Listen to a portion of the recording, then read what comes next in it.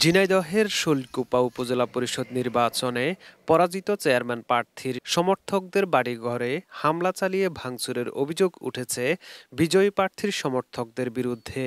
ভোরে উপজেলার গোবিন্দপুর গ্রামে এই হামলা ও ভাঙচুরের ঘটনা ঘটে।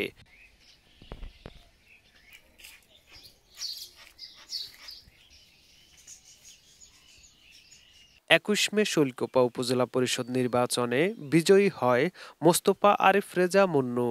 নির্বাচনে ফলাফল ঘোষণার পর থেকে উপজেলার বিভিন্ন গ্রামে হামলা পাল্টা হামলার ঘটনা ঘটছে। এরই জের ধরে গত শুক্রবার রাতে উমেদপুর ইউনিয়নের গোবিন্দপুর গ্রামে মোস্তফা আরিফ রেজা মুন্নুর সমর্থকরা নির্বাচনে পরাজিত চেয়ারম্যান প্রার্থী শামীম হোসেন মোল্লার সমর্থকদের বাড়িঘরে হামলা চালানোর অভিযোগ পাওয়া যায়। হামলাকারীরা বাড়িঘর ভাঙচুর ও লুটপাট করে পালিয়ে যায়। খবর পেয়ে পুলিশ ঘটনাস্থলে পৌঁছে পরিস্থিতি নিয়ন্ত্রণে আনার চেষ্টা করে।